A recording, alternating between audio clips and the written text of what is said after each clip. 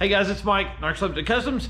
Here's a quick clip of the Blayne and Tom Stark podcast, live feed, whatever you want to call it. Hope you guys enjoy it. What's cool about Race Week stuff, especially because I haven't spent any time with you guys other than that, but everybody we're all enjoying ourselves. We're all having a good time, and we're doing what we really enjoy, which is driving cool hot rods around, even if we have to wrench on them on the side of the road somewhere, That's craziness, right? This is supposed to be vacation. Tom Bailey put on there, it would be the hardest vacation you've ever take. Yeah, that's 100%. And that is that. I mean, it's brought on ourselves because we're not driving a 15-second car, that you should work on a whole lot. Ouch. You have to work on it. Hey, we put it like the 14. Are you putting pistons in it? Did you put pistons in a motor in June? Yeah, hang around with brother long enough here. He'll have you spraying the daylights out of it. Well, hey, that's a funny story. I blame him, one, for the 14-2 pass, which was awesome, fastest we'd ever been, and then two, for me breaking it. Good job, so he's like, you got to go straight. We had like a 35 shot in. He's like, you got to go straight to 100. I was like, okay. So I bought what would be like a 70 dry jet, and then the 100 jet when we were in. You made him buy jets, bro? I didn't know. We probably had I told him I had jets. No, he did. I'll say that, but I wasn't going to borrow anything from anybody because I was like, man, I'm going to need it when I get back home, thinking that it would have made it home. But yeah, 100 out of the hole, probably before my foot was off the brake, and then I know I sprayed it through at least one shift or two, maybe. That's awesome. I guess you'll have that. I mean, when your tranny goes out, that explains it. Let's take just a second, and you guys have got to talk about your sponsors because that's how you get to race so much. That's how you have that next level of parts and all that kind of stuff. So if you want to give some sponsor call outs, we'll let you do that for sure. We have quite a few that help us a lot, and really there's not much. Nobody helps us financially with any of this. This is all out of Alita and I's pocket.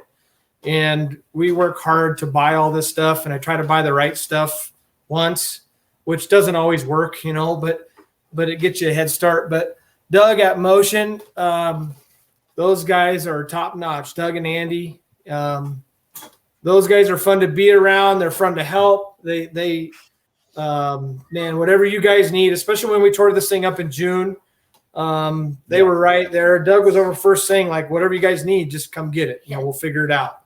And so, of course, Motion Raceworks and everybody that's a drag and drive guy knows that they are one of the top sponsors of any of these events. Yeah. And they're out there doing it, which is even cooler. They're not just providing parts. They're testing their parts and then providing their parts.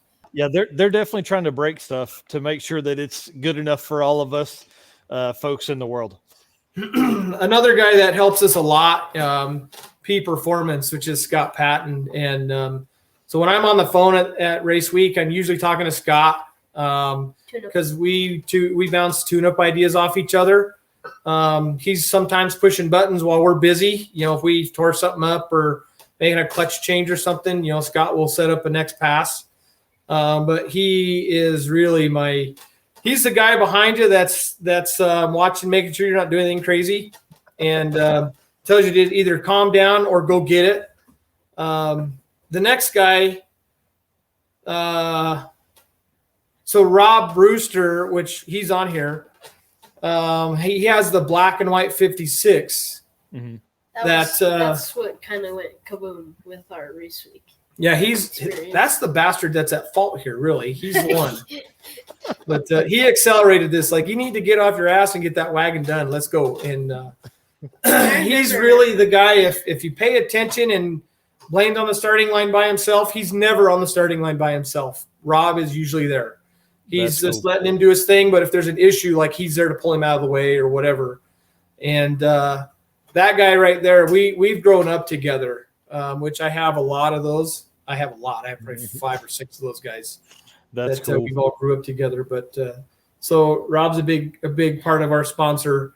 Mark Williams is a big thing. Travis helps us a lot there. Kale at Black Magic Clutches, these stick guys, Rich and Bill know who Kale is. But he's good to get us in the right direction in the clutch, and he's a big part of why we don't tear a bunch of stuff up.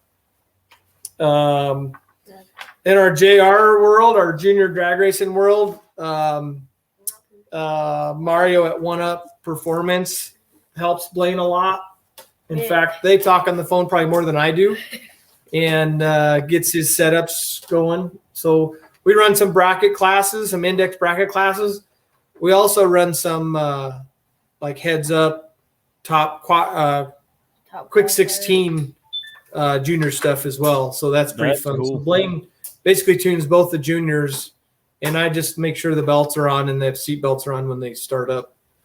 And of course, Seal Master Ken really does a big thing at Seal Master and helps us a lot there. Buy some parts and get us the right stuff and tickets, and sponsors a lot of entry fees of that kind of stuff. So that's awesome. Jay says Rob is the hero you never knew you needed. that is a fact. Rob is the guy in the room that's there, and he's standing over in the corner, and he doesn't have anything to drink in his hand. He's just monitoring the place, and he's probably the baddest dude in the whole property. That's cool. You just keep an eye on stuff. Keep an eye. Make sure you don't have to get in things there. And come get you like it's time to go. We got to go. What? Yeah. What are you talking about? No, we got to go. Okay. So I want to talk about daily driver. And then when Blayne gets back, let's get into some of the junior dragster stuff and kind of like how long y'all been doing that. So what do you daily drive? Because him and I were on, and he was like, "Oh, there's Dad," and it was like I could hear you pull up, but I couldn't tell what it was. I have an 87 C10 square body that's lowered, and it's blue. I don't even like blue, but everything seems that I own is blue. Everything you got's blue. It's got cool. 20s and 22s on it. A dear friend of mine thought I needed that. And he rounded it up for me, and I didn't even know it. Oh, that's cool. So what powertrain's in that truck?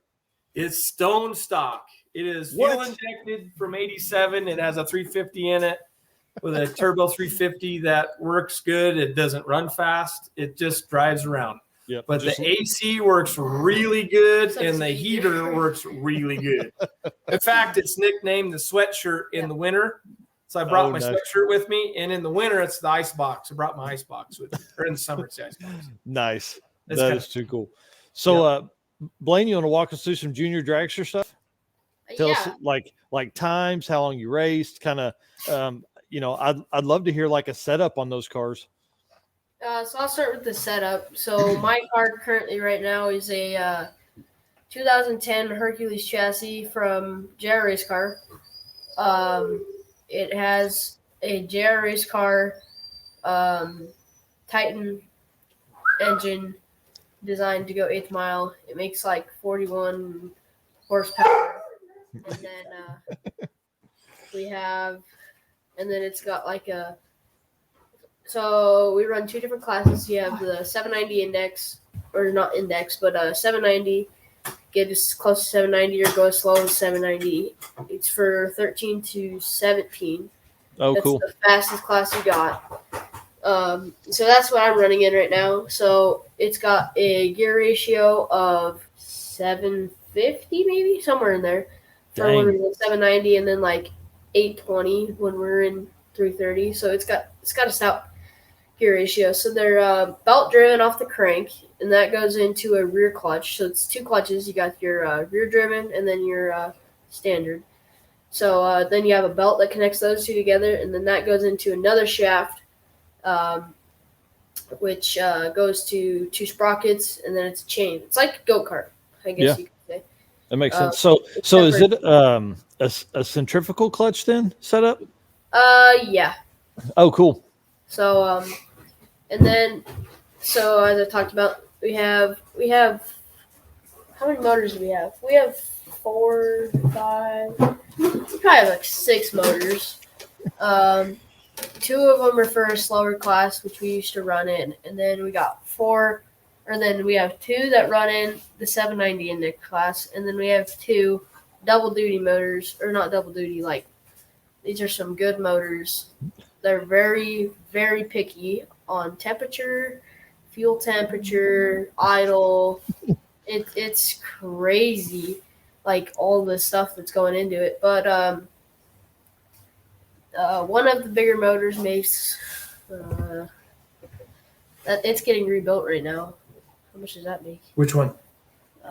We have names They for all our have engines. names. Yes. Chuck. Okay, Chuck made almost 50 horsepower. And then this other one, it's laying back there on the floor. I can go get it. It's only 4.5 inch bore. The rest of our motors are 4 3/4. Right? Yeah, 4 3/4. 4.5. No. Or 3.5. 3.5. 3.5 and 3 3/4. Oh yeah, not 4. 3. That's Sorry. this motor. Yeah. Sorry.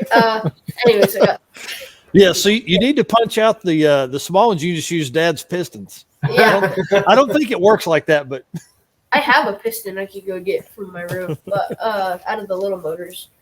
But that one made like 42.5, and it's a smaller bore diameter, and it was like insane. I can only imagine. So like those are ragged edge.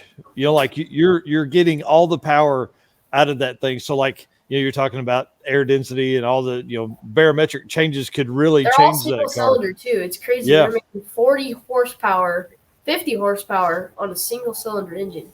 Yeah, that's great. So Ron's asking, talk about Mac's car your dad built. So yeah, we built one from scratch. Ron is Lita's dad. Oh, cool. Yep. So we took and put a junior up on the table, and then we decided what we would like to change. So we moved engine location.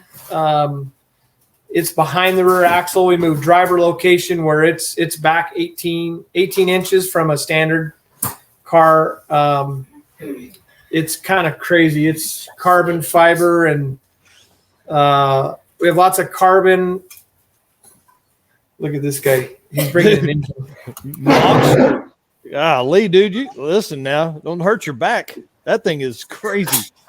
So go lead him. there's my dog. But anyways, let's see if I can get that to stay still. Wow. That thing looks wild. So yeah, here's the clutch that I was talking about. If my daughters are watching, you're not getting anything like that if we junior drag race. Oh, you never know. Come on now. Yep. But this is the front clutch, the standard, and then the belt goes in here, and then it drives to the back clutch.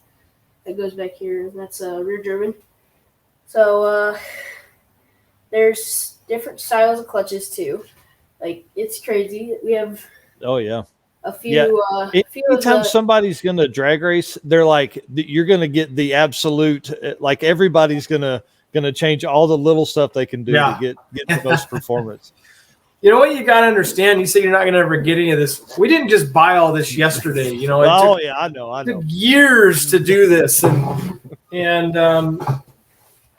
as classes change and you grow, you sell a couple things and you get that, and you sell a couple things and you get that, which is why we built a car. Like I had one all spec'd out at my boss, and those guys built amazing pieces, and it was like $8,000 for a chassis, and I mean it was a turnkey thing, but. Why don't we build one? Let's build one. And so we built a quick 16 car, and cool. It's pretty wild. There's lots of things we probably shouldn't talk about on here because some people might freak out. Let's not give secret info.